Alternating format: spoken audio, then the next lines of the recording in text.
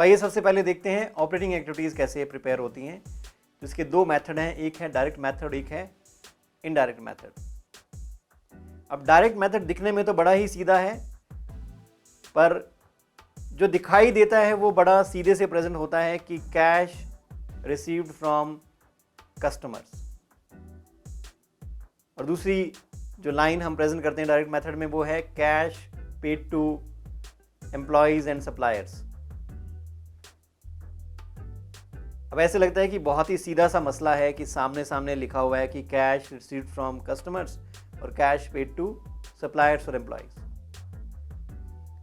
पर इसके लिए हमें P&L को जाके देखना होगा, बैलेंस शीट को जाके देखना होगा कि जो कैश हमें कस्टमर से मिला ये कैश सेल की वजह से मिला या हमने उधार पे बेचा था तो हमारा रिसीवेबल्स कम हुआ है। उसमें भी हमें ये देखना होता है कितना बैड डेट था। जो रिसीवेबल कम हुआ सारा का सारा क्या हम एट्रीब्यूट कर सकते हैं कि सारा का सारा कैश हमें मिल चुका है, या कुछ ऐसा अमाउंट भी था जो हमें राइट ऑफ भी करना पड़ा। तो बहुत सारे छुपे हुए ट्रांजैक्शंस इस कैश रिसीव्ड फ्रॉम कस्टमर्स के पीछे होते हैं जो हमें बैलेंस शीट और P&L की फिगर से मालूम पड़ते हैं।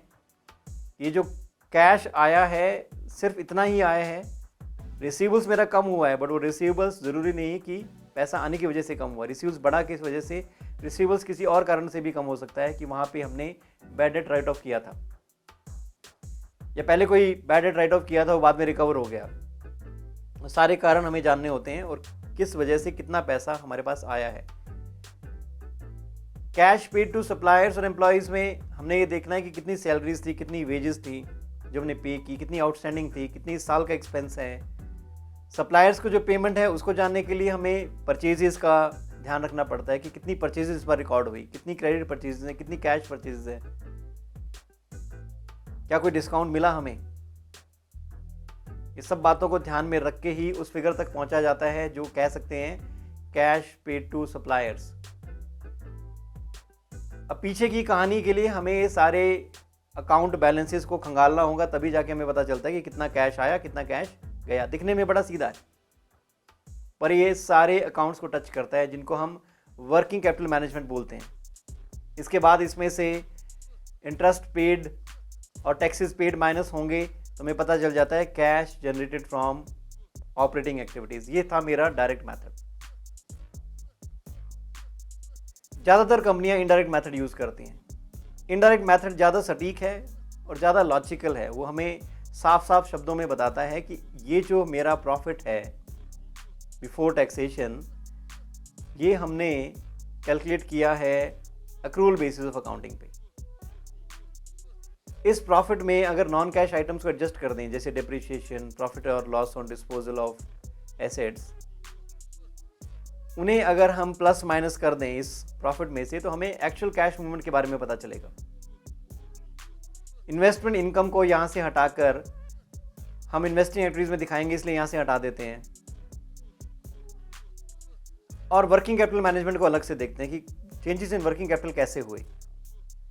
बैलेंस शीट में जाके देखते हैं कि इन्वेंट्रीज का बैलेंस पिछले साल 3000 रुपये था, अब इन्वेंट्रीज का बैलेंस 5000 रुपये है। तो बिजनेस के पर्सपेक्टिव से कैश कम हुआ कि कैश बढ़ा।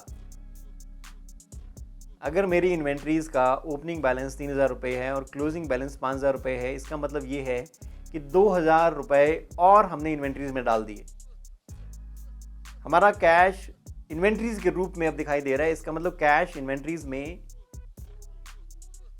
यूज हो चुका है, कैश हमारे पास नहीं बचा। क्योंकि कैश होता तो हम उसे कैश में रिकॉर्ड करते, वो कैश कम होके इन्वेंट्रीज के रूप में अब दिखाई दे रहा है बैलेंस शीट में। और वही इन्वेंट्रीज कम होती, 7000 की इन्वेंट्री थी जब साल की शुरुआत की थी और अब इन्वेंट्रीज बची हैं 3000 की। इसका मतलब ये होता कि हमने उन इन्वेंट्रीज को बेचकर कैश में कन्वर्ट कर दिया, हमारे पास कैश बढ़ा है। ऐसे ही ट्रेड रिसीवेबल्स और डेटर्स को जब हम देखेंगे तो ये पाएंगे कि रिसीवेबल्स हमारा साल की शुरुआत में 12000 रुपये था, अब 7000 रह चुका है। इसका मतलब 12000 रुपये हमारे कस्टमर से हमने लेने थे, उसमें से 5000 रुपये हमें मिल चुके हैं और अभी भी जो उधार हमने लोगों से लेना है वो 7000 रुपये। इसका मतलब कैश हमारे बिजनेस में बढ़ा है। तो इसके उलट होता कि साल के शुरुआत में 12,000 थे और अब साल के एंड में 19,000 रुपये का रिसीवेबल दिखाई दे रहा है। इसका मतलब हमारा वर्किंग कैपिटल मैनेजमेंट ठीक नहीं है।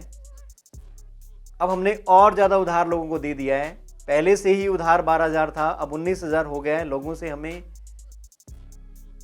7,000 रुपये और मांगने पड़ेंगे। हमारा कैश और टाइट हो गया है, टाई अप हो गया है रिसीवेबल्स में। तो बिजनेस के पर्सपेक्टिव से कैश कम हुआ कि ज़्यादा हुआ?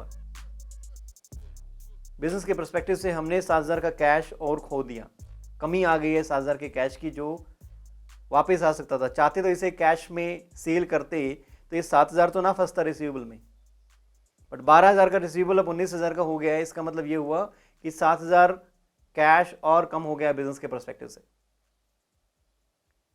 तो चेंजेस इन वर्किंग कैपिटल हमें increase in receivables, increase in inventory से ये समझना है कि इसकी वजह से कैश टाई अप होता है, और जब भी इन्वेंट्रीज और रिसीवेबल्स कम होते हैं इसकी वजह से कैश बिजनेस में वापस लौटता है।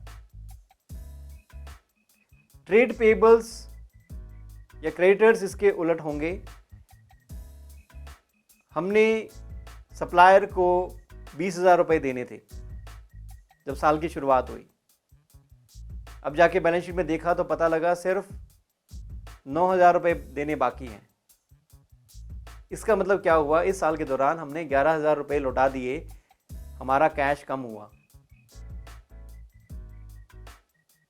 तो पेबल्स अगर कम होते हैं बिगिनिंग ऑफ द ईयर और एंड ऑफ द ईयर के बीच में, इसका मतलब कैश हमारी जेब से जा चुका है, हमने वापस लौटा दिया है उस सप्लायर को जिसने हमारी मदद की थी। ये मेंटेन करना भी बहुत ज़रूरी होता है क्योंकि इससे सप्लायर के साथ एक रिलेशनशिप भी मेंटेन होता है। अगर हमने टाइम पे नहीं पे किया तो कल को हम मुश्किल में फंस सकते हैं। हमने देखा जब साल की शुरुआत की थी तो 20,000 कैश हमने देना था, और अब पता लगा कि 35,000 देना है। इसका मतलब हम किसी और का कैश यूज़ कर रहे हैं, उसे टाइम पे ना लौटा के हमने और उधारी ले ली है, पैसा टाइम पे नहीं दिया है। इसका मतलब किसी और का कैश हमने टाई अप कर लिया है। तो बिजनेस के लिहाज से उसे बढ़ा हुआ कैश मानते हैं कि हमने कैश अपने आप बढ़ा लिया है, 15,000 का कैश हमारे यहाँ और बढ़ चुका है।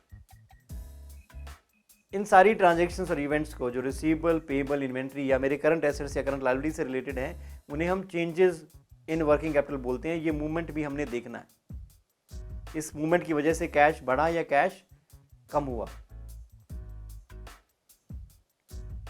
तो हमारे जो इनडायरेक्ट मेथड है वो शुरू होते हैं प्रॉफिट बिफोर टैक्सेशन से। उसमें नॉन कैश आइटम्स का एडजस्टमेंट होता है। ऐसी आइटम्स जो इनडायरेक्ट मेथड का हिस्सा नहीं होनी चाहिए, ऑपरेटिंग एक्टिविटीज का हिस्सा नहीं होनी चाहिए, उन्हें हम निकाल कर दूसरी जगह ट्रांसफर करते हैं, जैसे इन्वेस्टमेंट इनकम। फिर चेंजेस इन वर्किंग कैपिटल को रिकॉर्ड करते हैं। इसमें हम इंटरेस्ट एक्सपेंस को भी ऐड बैक कर देते हैं। इंटरेस्ट एक्सपेंस और इंटरेस्ट पेड में क्या फ़र्क है?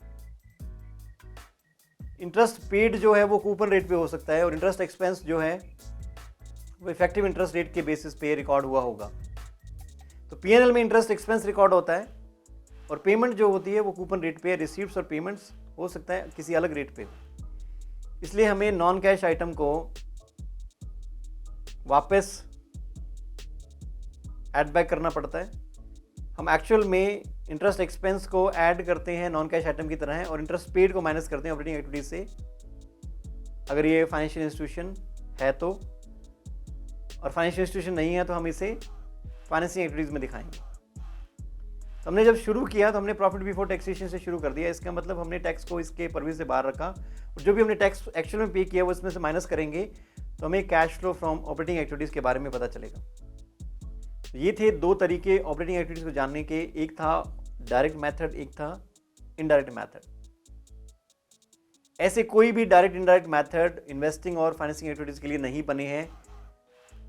तो ध्यान रखना, ये जो तरीके दिए गए हैं ये सिर्फ ऑपरेटिंग एक्टिविटीज़ के लिए है कि आप चाहें तो डायरेक्ट मेथड से पता कर सकते हैं ऑपरेटिंग एक्टिविटीज़ का कैश फ्लो कितना है, और इनडायरेक्ट मेथड से भी पता कर सकते हैं कितना कैश फ्लो मूवमेंट है।